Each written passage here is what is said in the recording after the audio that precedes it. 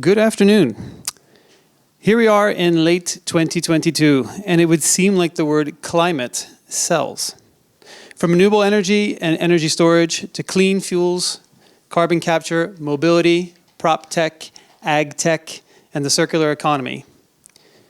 Entrepreneurs and investors are shaping and backing value propositions that promise much more than a quality solution and a strong economic return. Climate emissions reductions, climate change mitigation, and systems hardening and adaptation are being integrated into the visions of startups around the world. Norway is in a unique position globally. Lauded for its natural beauty, strong inclusive democracy, and social welfare model, while at the same time enriching itself on the extraction of oil and gas. When climate emissions from fossil fuel exports are taken into account, Norway has one of the highest per capita emissions levels in the world. But we also have a highly educated workforce, a strong tradition in industry, and a capital base that situate us well for taking the big entrepreneurial and technical risks needed to reverse climate change. Are we doing our best at it? Welcome to the Polytechnic Society and today's panel discussions. My name is Christopher Snyder. I'm COO at Norwegian Mycelium, a bioscience company squarely situated in the climate tech space, and you'll hear a little bit more about that shortly. On behalf of the digital leadership community here at PF, I'm your host for the afternoon. I'm joined by my fellow steering committee members, Leila and Nada, who will lead our two panels. And we really look forward to diving into the topic today. Okay, so let's get into it. Our panels today examine the opportunity for Norway to play a leading role in climate technology. Our first panel takes the perspective of the startup founder and asks what it's like to lead a climate tech company in Norway. While our second panel turns the question around and asks the Norwegian investment community how it is nurturing a thriving environment for climate tech startups. To kick off the first panel, I'd like to introduce moderator Leila Asdal Danielsen. Leila is Chief Marketing and Communications Officer at Hystar, a green hydrogen company developing and producing the most efficient PEM electrolyzers on the market.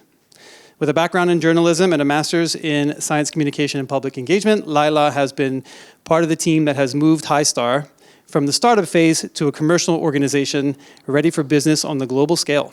Leila, the floor is yours. Thank you very much, Chris. So I'm going to start out by introducing the panelists with me today. I'll start with Ingrid. Ingrid Dynna is the co-founder and CEO of Norwegian Mycelium, NoMy, that Chris just gave us a brief introduction to, a bioscience company innovating the next generation of circular and scalable products using the power of filamentous fungi. NoMy contributes to a more sustainable and resilient future by creating foods and materials from the untapped potential of fungi. Ingrid is passionate about how science and technology can help solve big challenges. And with NoMy, she's working on creating solutions towards a low-carbon society that is systemic and regenerative. Before joining NoMy, Ingrid spent 15 years in various international roles at Google and at YouTube. Next to Ingrid is Dr. Murshid M, who is a serial entrepreneur who has founded several companies, notably Heir and Norsk Solar. Both are listed on the Oslo Stock Exchange, Euronext Growth. Heir is a Nordic fintech, and Norsk Solar is an independent solar power producer with operations in emerging markets. Dr. Murshid is currently the co-CEO of Skyfri Group, a climate tech with headquarters in Oslo, backed by leading institutional investors. He holds a PhD in economics from the University of Stavanger and a master's in international business from Grenoble École de Management. Next to Dr. Murshid is Nina. Nina Heir is partner and COO of Katapult VC and leads Katapult's climate investment vertical. She is on a mission to use capital investments to drive innovation that solves the world's most significant challenges. Nina has extensive experience in both the venture capital and the impact investment space. She's an experienced startup facilitator, mentor, and advisor, in addition to an active speaker and member of various impact and climate investment networks and platforms. Nina is an angel investor and has previously co-founded 2 impact tech startups. And last but not least, Bjørn. Bjørn Simonsen is the CEO of Saga, a green investment company listed on the Oslo Stock Exchange. Born and raised on the west coast of Norway, a passion for nature and technology have been the main drivers for Bjørn throughout his studies and career. Since receiving his process engineering university degree from NTNU, he has spent 14 years in the hydrogen industry. Having worked with hydrogen from the perspective of research, industry associations, startups, and corporate development, he has gained a unique overview of the hydrogen sector, the ecosystems around it, and what barriers need to be addressed and overcome to unlock the full potential of hydrogen, an industry area we both have a passion for. In Saga, Bjørn, together with a team of other industry and finance experts, invests in early-stage potential future green unicorns and work actively with companies to help them succeed. So thank you very much to the 4 panelists for joining me today. Thank you.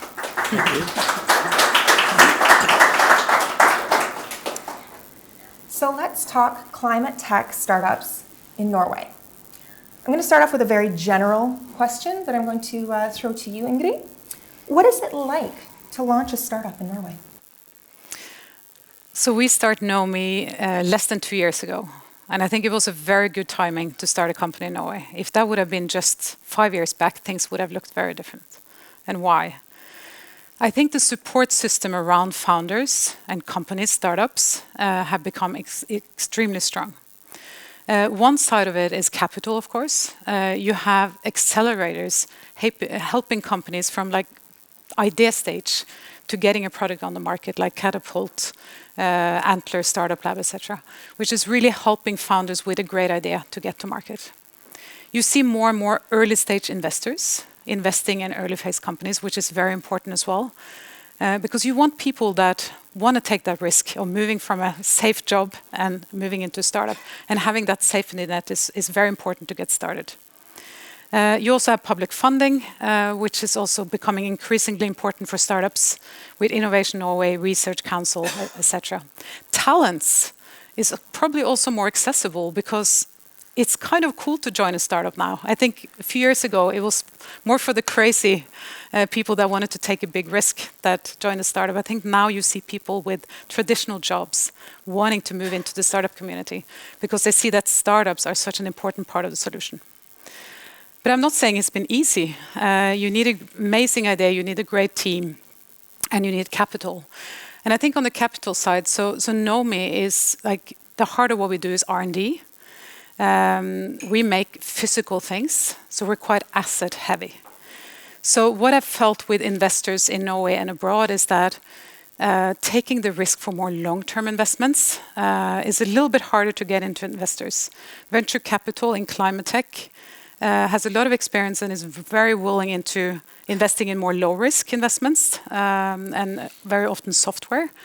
But for companies like ours, it's a longer journey, so we need investors that probably take bigger bets, but hopefully get a bigger return at the end, but with a longer time frame. So finding those value-aligned investors with the long-term focus, that's not the easiest thing. But it is possible, but I'm hoping to see much more of those investors going forward, because those are needed. And so do you feel that there is less worry about the risk involved? Do you feel that there is more interest in taking those kind of longer term perspectives? And why is that? No, I think it's lacking. I think we need more investors wanting to take that risk. And I understand it's a risk. Especially venture capital, they want a very quick return on the investments. That's their model. But when you are capex heavy and research focused, you need a few years to get to market. But when you get there, it's going to be amazing. So you need investors to kind of support that long journey and not want to think about an exit strategy after 2 years or 3.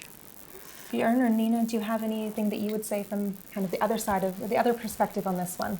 Yeah, sure. I can chip in on that. I think it's reflecting the kind of thoughts of our portfolio companies as well. I had a chat with a couple of the Nordic ones, as we don't have that many just in Norway, yesterday, and I think that's what they say as well. The kind of availability of early stage capital, like angel pre-seed type of money, is accessible, but kind of the willingness to invest in the kind of growth scale up phase is we see it, but it's not there in the same amount. And I guess that you guys also have a lot of experience on that. So that's also how we see that Katapult can contribute to get more and bigger investors into our fund, so that we are also able to continue and follow on with our follow-on funds in the companies that we invest in pre-seed, seed.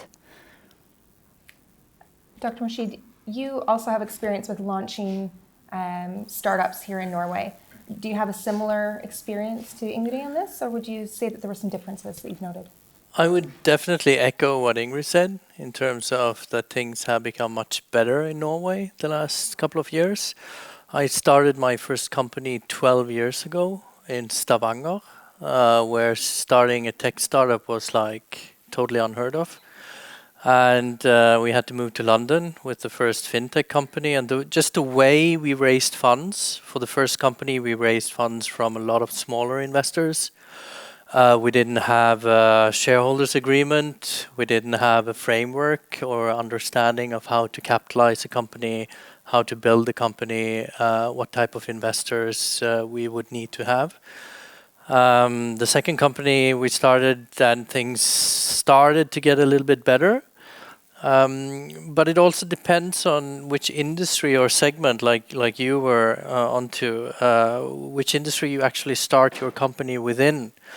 My first tech company was in financial technology, which is, there's basically no suppliers, no investors, very scarce in Norway.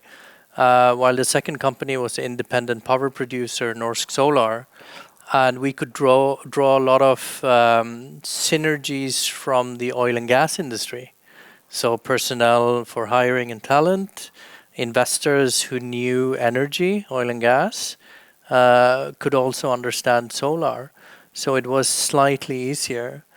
And for Skyfri now, I think that the whole ecosystem has really evolved, where you have entrepreneurs that made some money. They reinvest into other entrepreneurs, and you have a more thriving ecosystem with unicorns coming up and a lot of things happening. But still, as Ingrid mentioned, it's very much software focused. So we speak to a lot of venture capitalists, and they want to see how you can become a unicorn as fast as possible. And that's all about scalability, software, and technology. It's less about hardware. So hardware is often not that appreciated, but hardware, that's where truly gold might lie, and we can see that with Easy from Stavanger as well, and other type of similar companies. So once you get that scale in hardware, it can really become big. So I think that investors have some work to do within the hardware structure or approach, but other than that, I think it's getting pretty good in Norway. Anything to add, Bjørn? Well, I certainly understand the part of the challenge with regards to the perspective the investors have, and I think what's really important is for investors to be educated, to know about the industry which they invest. I mean, that's how Saga Pure is set up. It's basically a group of industry experts that's been within various industries for about 20 plus years. And of course, if we enter something, we surely know what kind of hardware demands are on that startup and that development. And a lot of the ClimateTech companies, they have a lot of hardware associated with it, which means that it's relatively long development cycles, and also there are lots of challenges you won't even know until you build the first and the second prototype and so forth. So it's a very long journey, and I agree with Ingrid in terms of the ecosystem around startups is really great, and then maybe something more can be done with regards to the longer distance run you need to do once you have the great idea and you have the investors on board, which will both motivate the founders, but also the investors to stay the course to see whether the technology succeeds or not ultimately. What would you say are typical timeframes that investors are looking at? Has that expanded at all, or is it still quite conservative? Well, that's extremely different from investor to investor, and also speaking for my own case in Saga Pure, we are invested both in deep tech, very early stage technologies where you're going from a 3D model onto the first prototype to proven technologies. Most of them are actually hardware, but also software connected, because we see the hardware piece, as you rightfully pointed out, as that could be exactly where you have the goal, because there you have an element which basically blocks out a lot of other software competitors. But if you have the software element in addition, then you have the scale of the at least the recurring revenue model. So for our case, if we invest in a listed company and take a backseat position, well, the horizon can be anything, and it doesn't really matter for the company as such, as long as we provide fresh capital when we invest. Whereas the horizon on the earlier stage companies could be several years. And for our case, we're invested as long as we have something to contribute with our expertise in-house. So we have very few finance people in our team. It's basically to see how can our knowledge, our skills, our experience help the company, and when they're at the next level, hopefully there are others that can take it to the next level. Okay. If I can just add to that as well, I think Please. it's a very good point, and I don't think I don't think any here think that we can, solve climate change by only investing in software. But it gives the kind of a component of the scalability to the hardware space of climate technologies. And I know that back in 2017, when we did our first investments in Katapult, we did mainly software. We did the kind of impact agnostic approach. So we invested across all SDGs, and then we have kind of pivoted to only do climate across land and ocean the past years. And we also see then that our portfolio has shifted into much more hardware. I think we did last week, we started a new Accelerator program. We did 23 new investments, and 95% are hardware or hardware components in addition to software. So it's been a big shift for us as investors as well. What do you think's caused that shift? Mainly because we can't, not include hardware when we're talking about solving climate change. Mm-hmm. That's the main reason.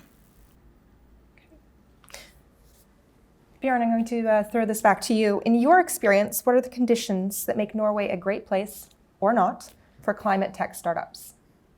I think it's a truly great place for climate tech startups, and that's also why we're talking hardware. I mean, we're moving from the IT age revolution to revolutionizing the energy sector.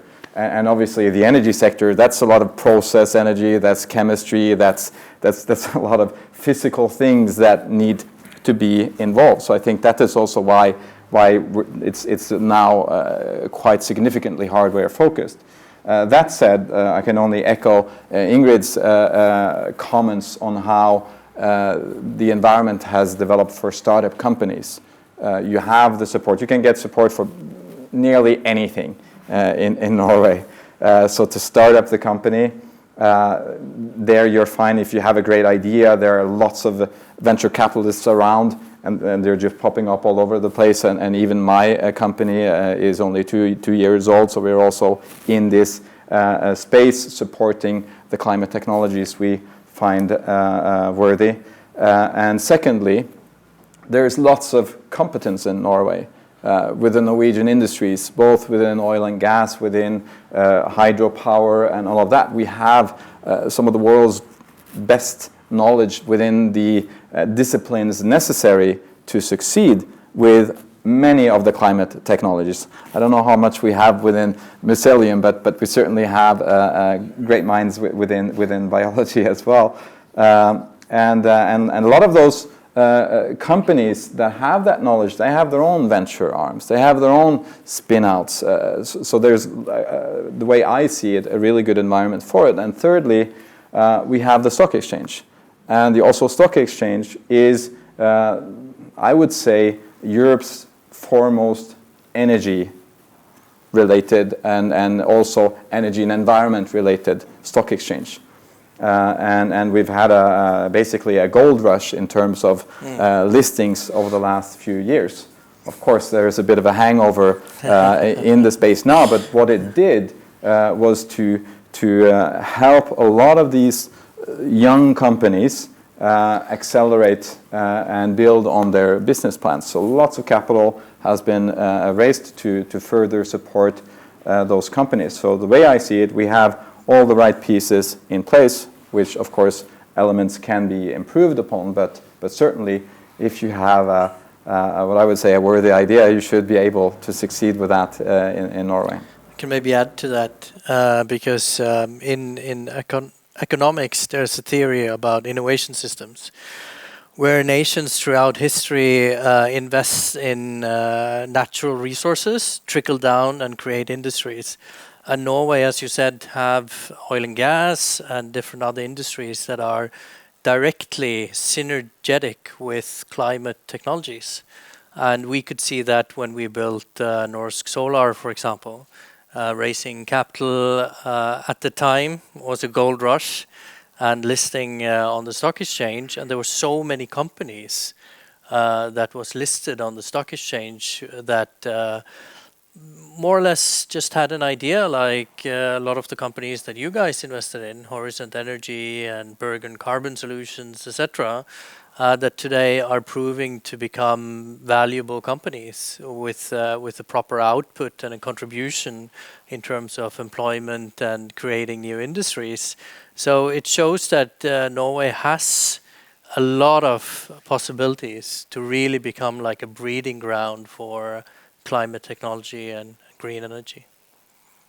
You both mentioned about how, you know, if you have a great idea, then there's somebody who will pick it up. You're going to get funding for it. Bjørn, you mentioned about there's a lot of experience here in Norway that really supports that. But what about if you're doing something that's maybe a little bit off the beaten track? Ingrid, I don't know if you feel that there have been some additional challenges with what you're working with. You just need to have a very strong vision, I think, and you need to make people believe in you. That even though they don't understand the field that well and the topic, that we can prove and show that this is really something that is potentially worth investing in, and that we have a big vision around it. But yeah, the educational part has of course been a challenge because the field we work in, there is not many, like even internationally. There are very few communities that work with it. At least 2 years ago now, it's actually starting to explode what we're doing internationally. So we're getting there in terms of knowledge. But yeah, that has been a challenge. But we have been able to attract some amazing investors that have kind of believe in the vision without understanding maybe all the details. Like you say, people coming from the industries and having the deep knowledge. That's of course lacking, but I think it's worked pretty well so far. Do you feel there's anything in Norway in particular that makes it possible for that? Or has it been luck that you've been able to, with a great vision, then take it forward in Norway? I think Norwegians in general are quite forward-leaning, and I think we believe in innovation driving change. So I think everyone we speak to here is very open-minded and very curious to learn and to know more about the things we are talking about. So I definitely feel the openness has helped us a lot. Yeah. With so many startups popping up, how does a startup stand out? How do you get that attention? It's an open question. Murshid, perhaps you want to... Yeah, I would like to just add quickly to what Ingrid was playing on.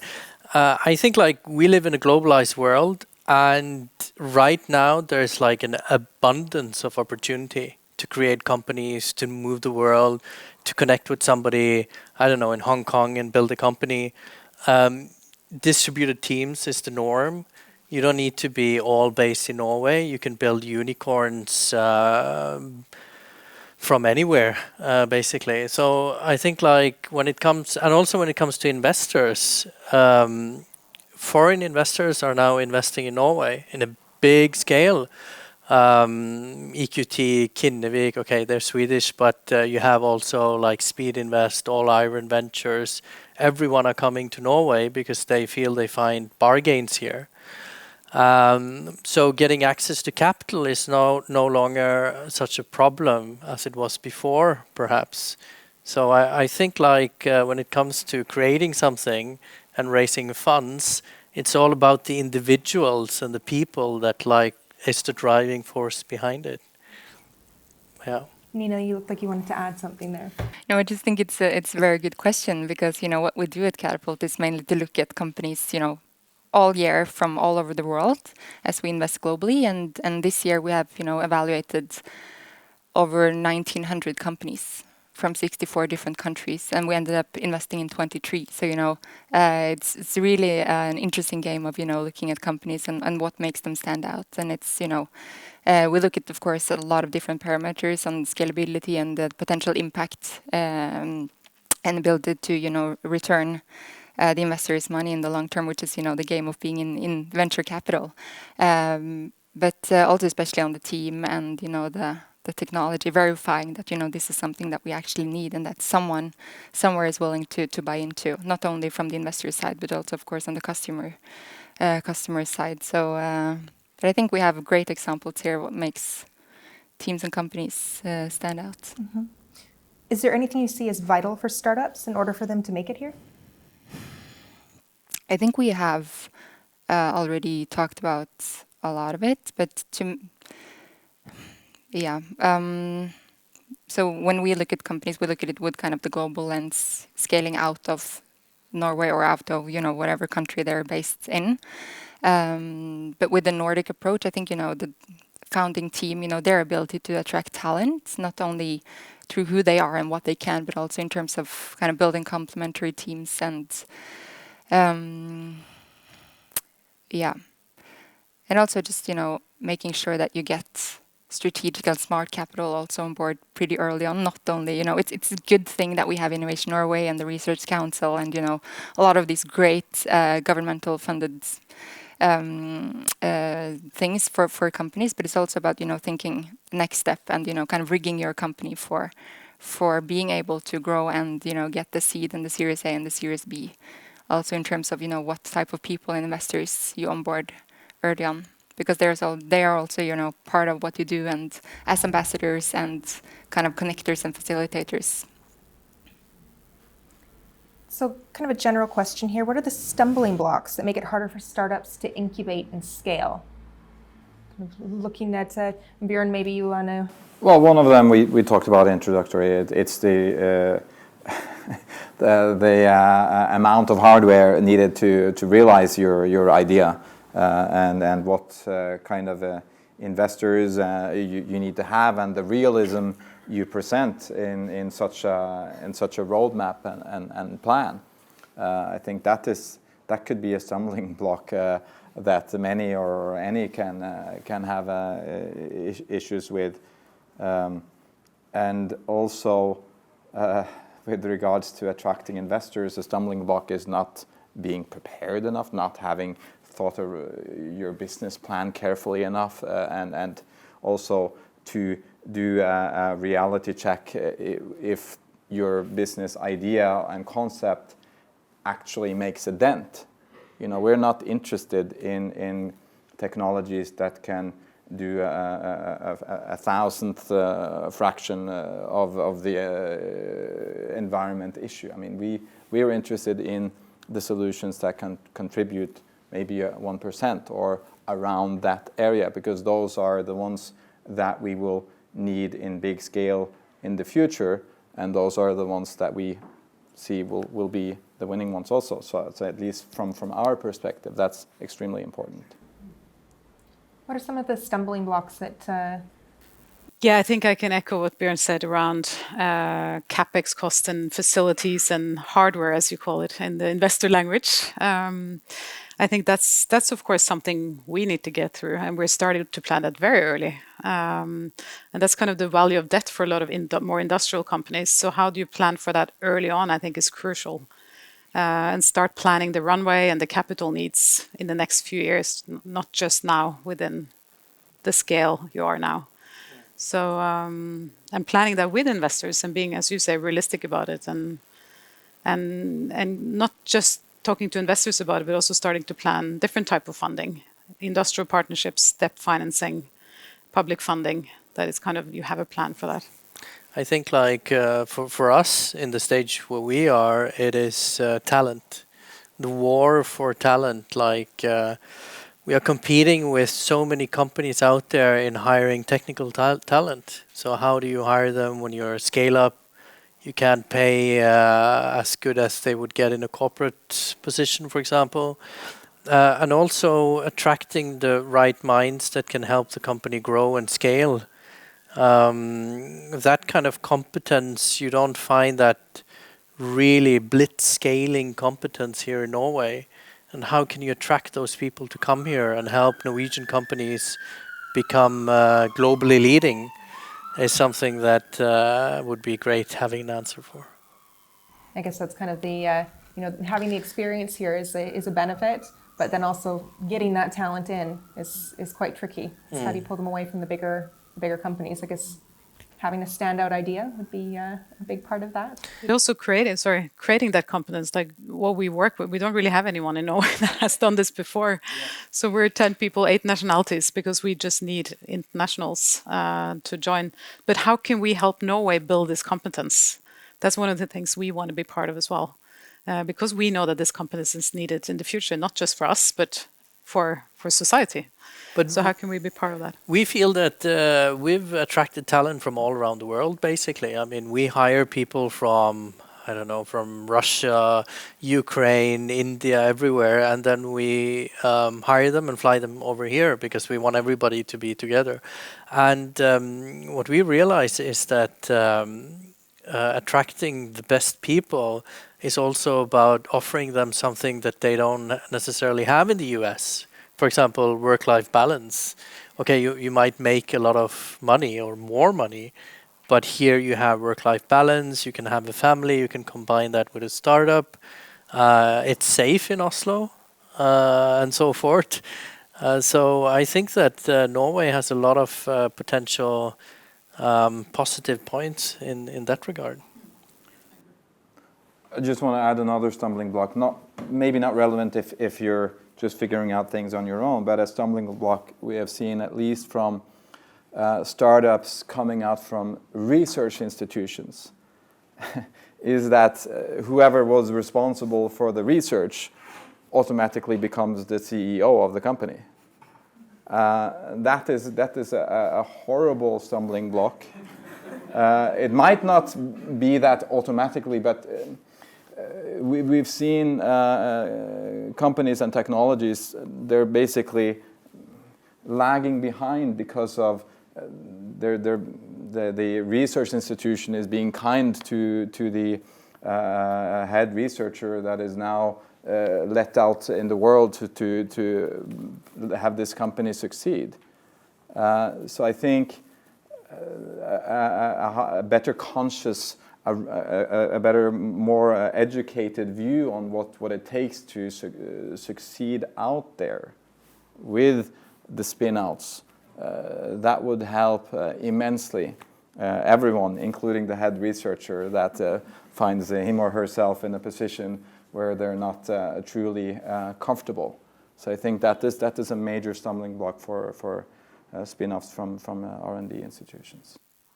I agree on that, and I've actually experienced of being on inside of such a company, and the reason it failed is this stumbling block. So maybe some other reasons as well, but it's sad because there is so much amazing research being done, especially on the climate field.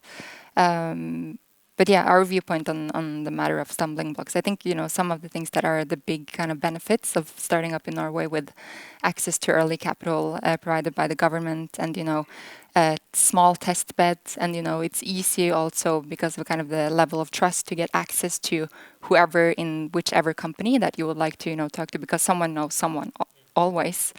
Those are also some stumbling blocks when you're thinking of scaling outside.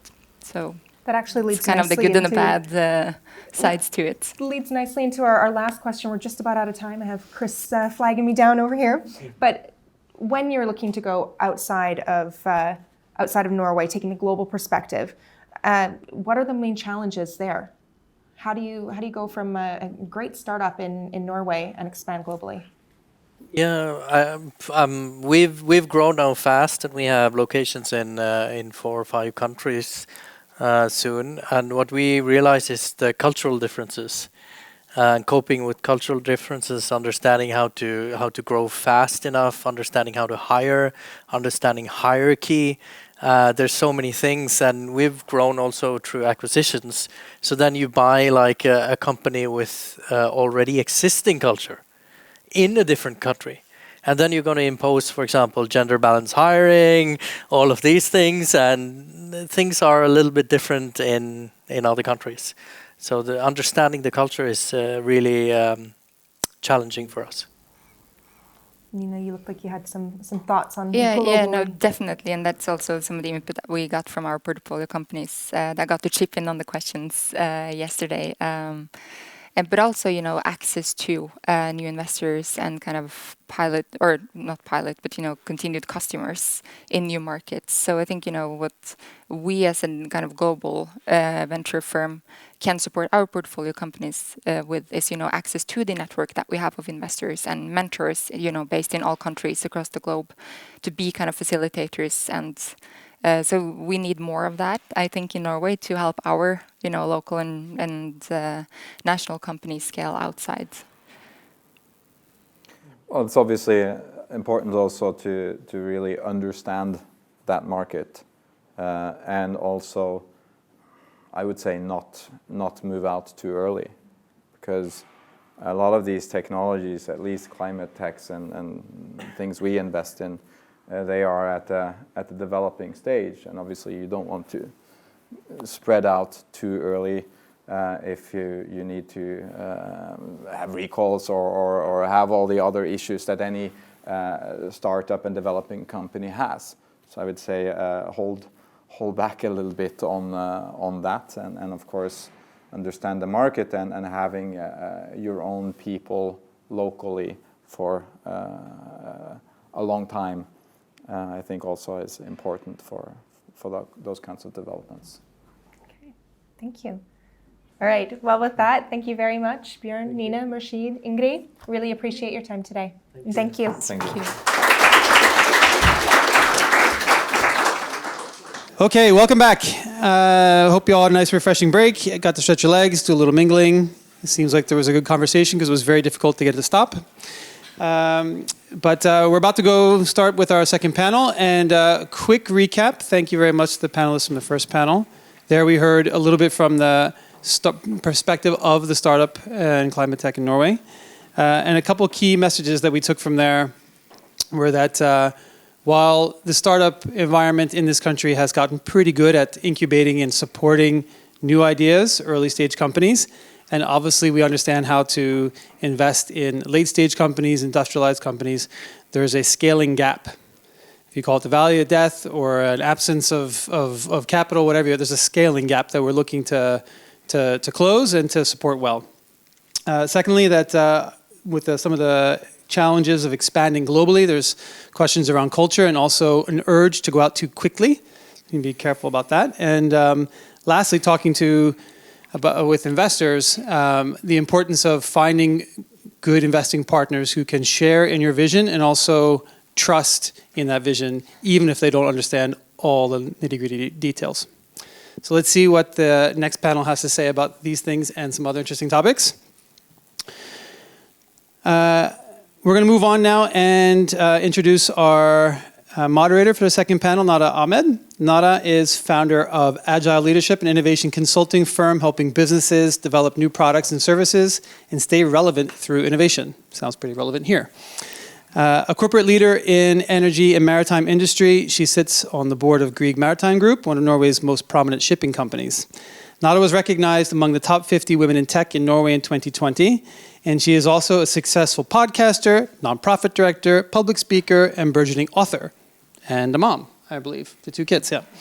And now I'm sure also a skilled panel moderator. So with that, Nada, please. Thank you. Thank you for a wonderful introduction. And I'm really excited to be here with all of you with a fabulous panel again. And let me start by a quick introduction, starting with Fredrik Winther. He is the CEO of Katapult Group, an investment company focused on highly scalable tech startups. Katapult has over $100 million under management, and Fredrik firmly believes that the next decade will not be about tech disruption, but climate and impact disruption. And during his time at Katapult, the system has doubled the number of impact assessments, investments to 140, or the goal is 140 by 2022. And they have raised record-sized funds and have expanded globally. And Fredrik says this is just the beginning. So I'm really excited to hear more from Fredrik. The second person on my panel is Susanna Glersen. She is the sustainability lead in SEB Green Tech VC. She has extensive experience from sustainability across the financial system and is one of the leading voices and thought leaders within her field. Prior to SEB, she worked at Nordea and she has had her own consultancy, Sustainable Insight and Carnegie.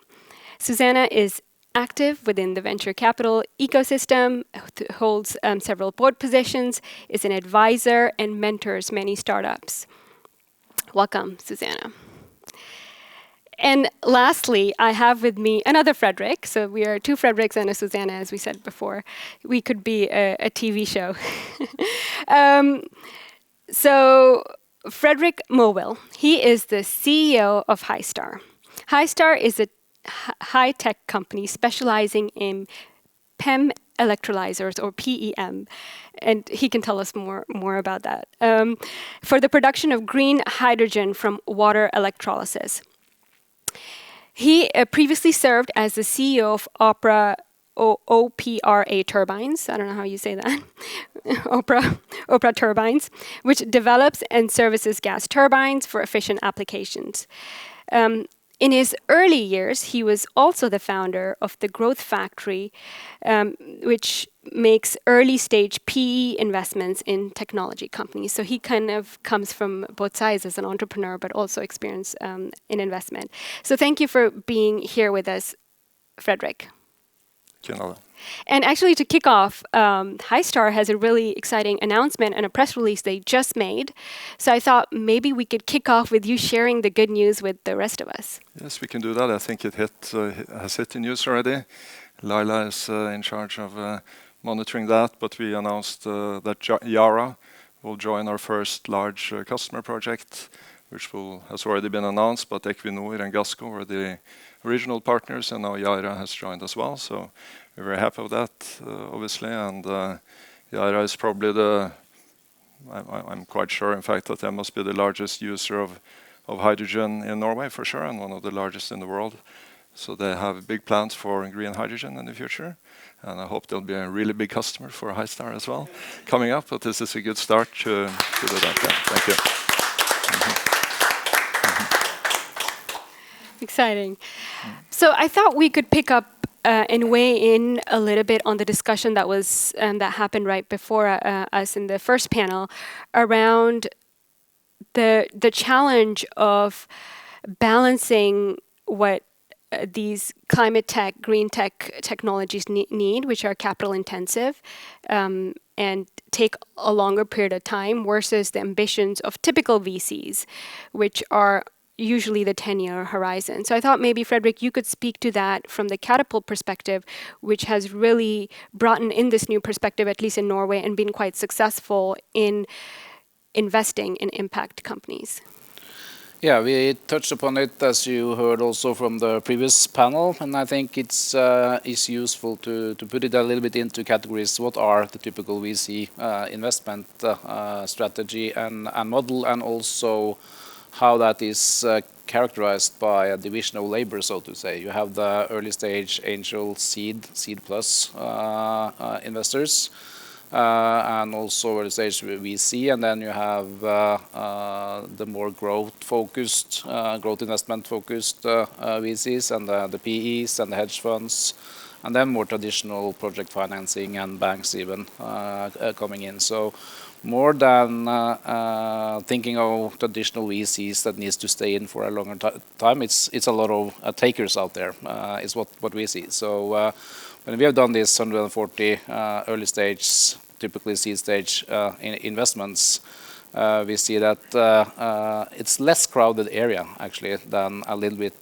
later stage. So if you look at the influx of capital going towards climate tech startups these days globally, I think we will see an increased competition in Series B and onwards. And of course, for all the hardware-focused startups to get to an industrial stage, they need way more capital and more traditional investments than we have seen in the last 10 years, when we have seen all these tech unicorns that have been the typical VC model. So we won't see the normal kind of tech IPO, but a different play between the different investors.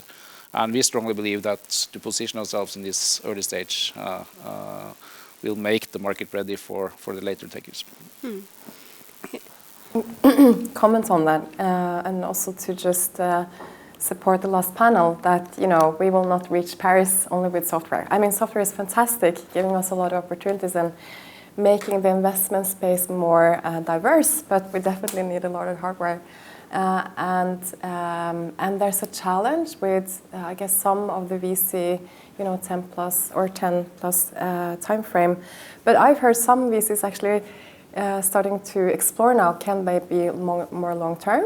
Because LPs are also demanding it, or looking into it, some type of LPs. Just to say about SEB, what is fantastic about SEB is that we're investing from balance sheets. It's the bank's money. We don't have external investors, so we can be more long-term. Take more risk, be more long-term. We have 80% focus on hardware. So the first, if not the first, it was a wave energy investment, which is quite risky, we know. But Core Power, Swedish company. I just wanted to add what Fredrik said about, we talk about VC money, but there are other types of capital out there that can be more long-term, patient, or coming from entrepreneurs themselves, can be catalytic, and that is, private wealth, family offices that are also an interesting and important source of funding for projects and companies needing more long-term perspective, and can be backers of that. So I think that's often missing from the discussion, and we're seeing there's so much wealth out there, and now we have the next generation of within the wealth space, and they want to invest in a different way. They want to do more venture investments. So I think we should also, for companies that need patient investors, that is also a good source of funding. Yeah, I think that's a really important point, that often we categorize when we look at venture capital as only like traditional venture capital, but in fact, the investment that happens throughout the life scale of a startup can be quite diverse, and it can come from different types of people. And it can come from banks, it can come from angel investors, family offices. But maybe, Fredrik, you can speak to what you've seen as a startup. What kind of investors are you attracting in your company who are willing to make that long-term bet? We're very hardware intensive and capital intensive, I would say. So when we We were originally a spin-off company from Sintef, and there had been a lot of technology development done there, but where we had funding kind of via Sintef. But when we started, the expectation, I think, from the investors we spoke to and from Sintef was that, as a spin-off, you'll raise a couple of million, you'll get a couple of million from Innovation Norge, you'll get an office, hire a couple of people, and that's how you start. But in my experience, you can't, in this kind of more hardware-intensive setup, you can't achieve very much with a handful of millions. So I said I want to raise a minimum of 50. It's sort of as the seed or Series A round, and people didn't quite believe that or see that, but we raised our money internationally. So our lead investor was London-based AP Ventures, a hydrogen specialized fund. They don't typically go in early stage, but it's about, I think, a comment in the previous panel, you have to sell the vision and convince people that this is the real deal. But I think in our case, we would have struggled probably to find that initial capital in Norway. We did have Firda, sort of a local, more family type office joining us. And we also had Sintef Venture as our initial investors. So we raised about 60 million, and then we got another 60 from the Norwegian government. So that's how we started. But it wasn't sort of a traditional sort of seed incubation. We sort of skipped those first steps, and for us, I think that was necessary. So we've now built, facilities. We built prototypes. We managed to secure this project, and we've needed that money to do that. So our next step is several hundred million, and from there, yeah. Exactly. So it's not only the time scale, but you're also looking for a lot of investments than a tech company would need. Yes, you need a lot more money, a lot sooner, compared to a typical software type business where it's mainly hiring people and office space. Perhaps we need to buy expensive test equipment and parts, and in addition to all the other stuff. And then for these kind of companies like Hystar and then NoMy, as we spoke about, you spend quite a bit of your time in seed, in R&D, still doing a lot of research. You don't have a product that's necessarily out in the market. So how do we think about metrics? How do we measure progress for such kind of companies? From our perspective, it's a lot of dimensions where we can track what we call proxies to progress, which is necessarily economical results in the early stage, and everything from being able to attract super talents, which is always a good sign. Partner up with solid corporates, get investments. So all the things you need to progress on are proxies for later growth. And I think also in Norway and in Europe in general, Europe is leading now in the space of ClimateTech, and Norway is quite good in that as well. Although Sweden at the moment are still a little bit ahead of us. But the reason there is also because we have a lot of solid research institutions and soft funding mechanisms that we tend to forget as extremely important investors when it comes to more advanced hardware and technology ventures. I agree that there's been a big improvement there over the last few years, also for clean tech. So to start off and get funding to develop technology and do some R&D, you can get, well, at least if you have a decent project, you can get funding.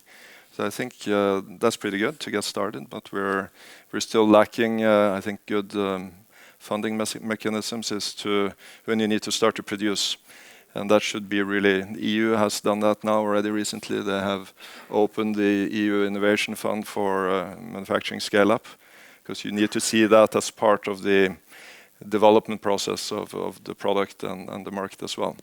Kind of getting to kind of lab results isn't enough to convince a customer necessarily to buy it. You need to actually be able to produce the stuff, and I think that's an area where we could improve in Norway. But that startup kind of initial funding, R&D funding, I think has improved significantly over the last few years.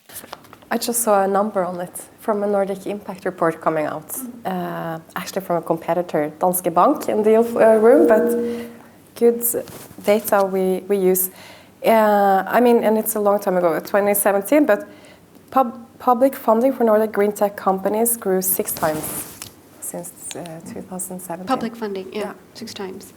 And more than double since 2020. Yeah, and you could probably say for other type of sort of venture private funding also has increased significantly. And you were telling me, Fredrik, that 80% of funds now say that they are doing some type of climate investments. So, my question was more over, traditionally, people make a big differentiation between what's a fund that's focused around profit and what's focused around impact. Just the other day, I was talking to a fund and they were like, yeah, we're not an impact fund. And for me, I think it's pretty clear that you have to be both going forward. What kind of trends are you seeing in the industry?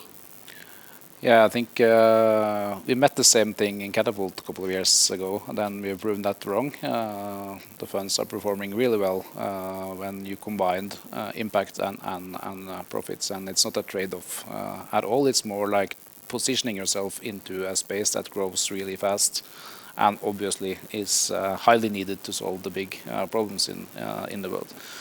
We see the same thing. It's piling up with capital that are aiming into this space as well. When you see the mandate for the VCs and investment funds, they are quickly moving towards climate. So if it's 80% or something in that area, the main point is that it's very different from only 5 years ago, where very few had that kind of mandate. So what we see in the space is that there's a lot of newcomers marketing and profiling their position as ClimateTech investments. And with the new EU regulations, the taxonomies and all these things, they'll have to be compliant with that and actually do it for real after a while. So I think we will see that trend just continue. Okay, great. Yeah, and then let's pick up on the EU taxonomy and the ESG trends. Or can I comment on that before we go on? Yeah, go ahead, and then you can also comment on... Yeah, it's that for the first time, new first-time funds in Europe in 2020 until August was almost 60%, that was the number, more 57% of the capital raise went to ClimateTech as part of the mandate. And they raised more money than the rest. Which is great in some ways. We've always said we need more capital to scale in the green tech solutions, and now we have more capital dedicated to funding clean tech and green tech companies, and we still need some more money. But I just wanted to throw in something I'm a bit worried about when we have, because now this is, now some of us have been working with sustainability for 10 years. It was not that hot 10 years ago, and I was like, oh, that's the thing to be in. And when you and obviously there's capital there, so you have a lot of new clean tech or climate tech VCs.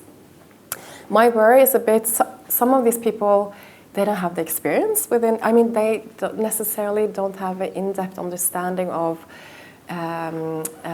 climate solutions, let's say it that way. And that just to tick the box, and so that the LP, the investor, is happy, you find a climate tech company that, it fits my mandate, so I invest. But the actual effect of that company might not be that big, might be incremental. My worry is that some money just flows around now to companies that can show off a little bit climate effect, but it's not really what we need. Meaning, and my point also being, and that we actually have I'm in the board of Climate Points, and they're here today, which is, what we need is be able to, as you pointed to with regulation, measure proof in the pudding, show what the effect of your investments is in a climate perspective. And that's what Climate Point does. Yeah, and Climate Point does that, and it's developed in the field, and because that says it all. If you're a climate tech VC, but you're not really showing that much effect, that says it all. Then you're not maybe raising more money in the next round. So we need to be able to show, so that the capital is flowing where it's supposed to go, measure the effect. And it's that challenge that you're raising, and I think it's really important. Yes, I think there's sufficient capital now. The panel before also mentioned that it is easier to get capital if you say you're sustainable, green tech, climate tech, put those words in front of your startup, and then capital will come your way. But there is actually a danger there because it becomes this trend? And are you actually putting money which is actually contributing to impact? And a company like ClimatePoint is trying to, so do look them up. They're trying to actually come up with a solution that helps investors do that. And they actually, companies and investors, so that you can quantify what your impact is on the environment.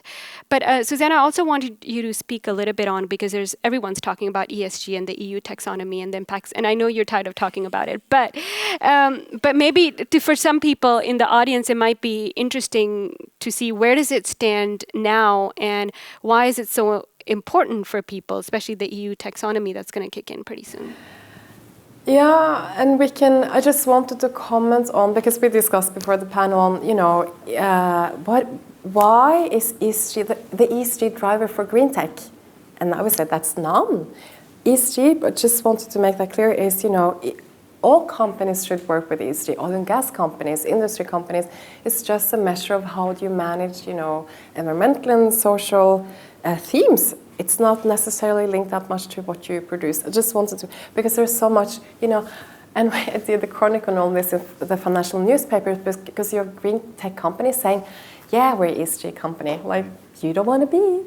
So that's just one thing. But obviously when it comes to the taxonomy, that is, and we're seeing it is a really big push.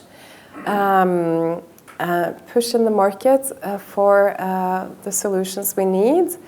But one thing, since I've also been working a lot with large companies in SEB, working with a large corporate institution in Norway, I just also want to say that when it comes to the taxonomy, for taking the large companies hat on, to not view it only as a reporting exercise, but as a roadmap to how you can for product development and strategy. So what is currently as is, but where do you want to be? What do you want to show your investors? So for your investors to state, we're here now, we have this much alignment, but we're planning to have that much alignment, and we are using this as a tool for product development.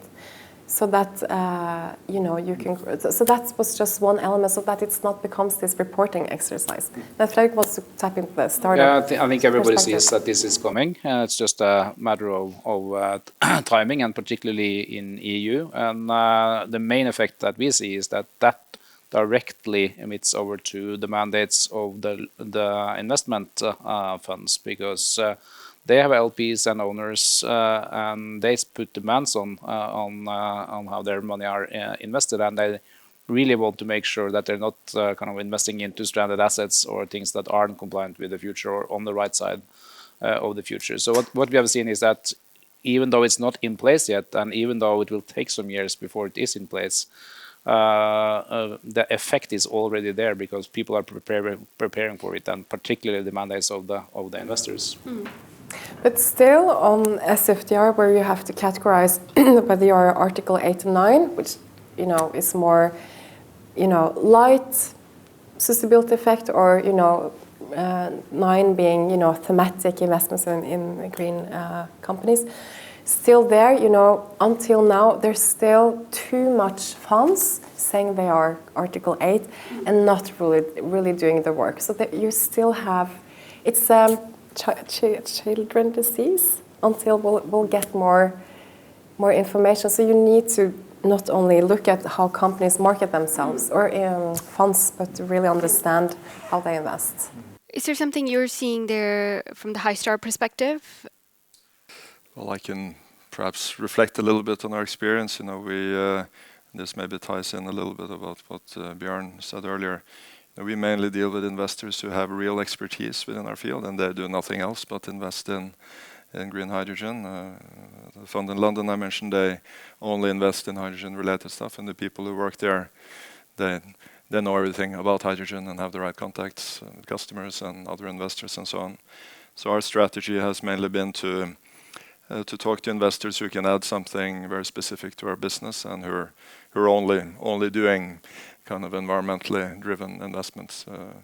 we'll probably add some other investors in our upcoming round who are more generalist investors, and where that's more of an issue, and we see there's a lot more interest and money available from the sort of general investment funds, and that they set up a separate team, perhaps only focusing on clean investments, or simply want to throw some money into something green.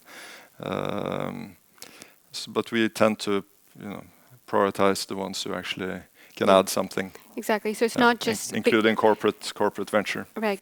Because now, since we have capital available, it is attractive to invest in impact. You're looking for more value than just the capital, right? What can these investors actually bring in?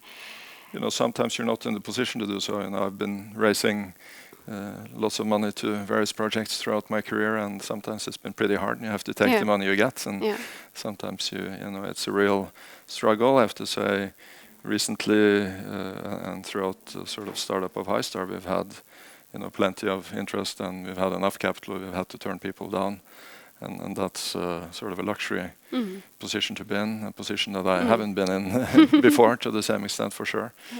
But then you should take the opportunity to find the right investors to work with you going forward. So I prefer investors who will also buy my product. Exactly. Exactly.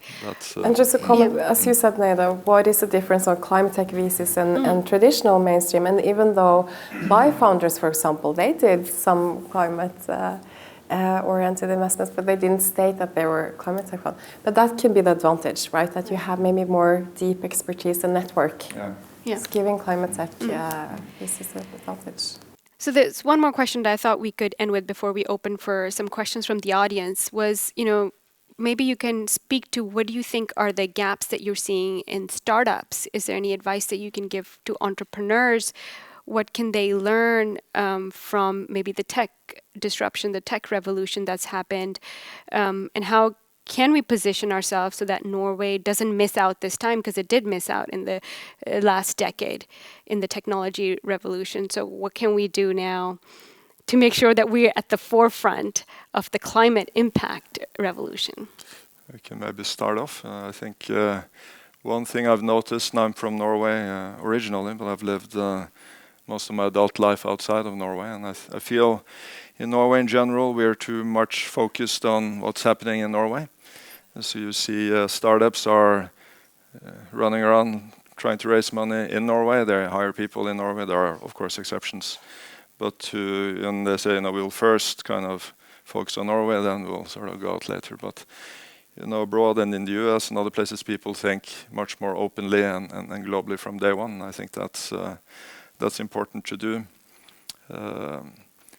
I don't think in our particular case we would have been successful initially with our funding, specifically only in Norway. I think you need to look out. And I think for the investment funds as well, invest in, if you see these specialized funds, they can't survive based on deal flow from their own country.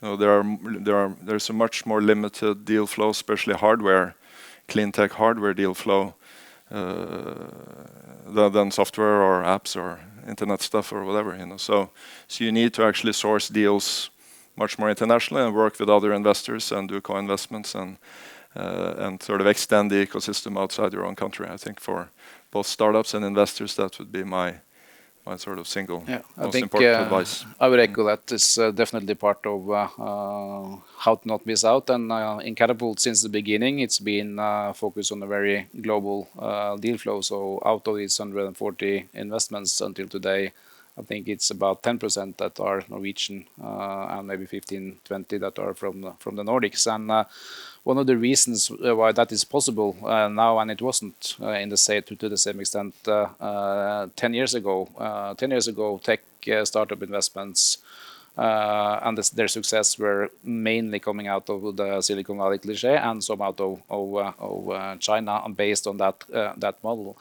Last year, 2021, it was more than 100 startup ecosystems in the world that produced at least 2 unicorns. I mean, now below 2 unicorns, there's always kind of a village or ecosystem locally of founders and expertise and incubators and accelerators and everything. And that says something about how tech startup as a method, and venture investments as a method to bring out new industries has become a global, international model. So this time it's easier to be part of that, but I think it's important for us in Norway, although we have 5 to 10 super successful tech startups, the competition is definitely global, and the rest of the world is moving just as fast. Just want to echo the same on meeting a lot of companies, and they are into fundraising, and then this is my list of 15 Norwegian investors we're going to talk with, and it's like, oh, but you just want to help them because it's challenging. Who should you speak with? So both at least start Nordic then, but there are some in the ecosystem. We can do much more to provide startups that it takes so much time to fundraise and find the right people. So how can we help out in the ecosystem to make it more easy? But to go, Norway is not the final destination for capital, getting capital. We're a pretty small country in the end. So look outside of Norway. Very important. Thank you. And I think we've got some really good insights from everyone here. They're going to be around for a little bit, hopefully, if anyone has any questions they want to approach one-on-one. But thank you all for being here. I think this was very insightful. Thank you.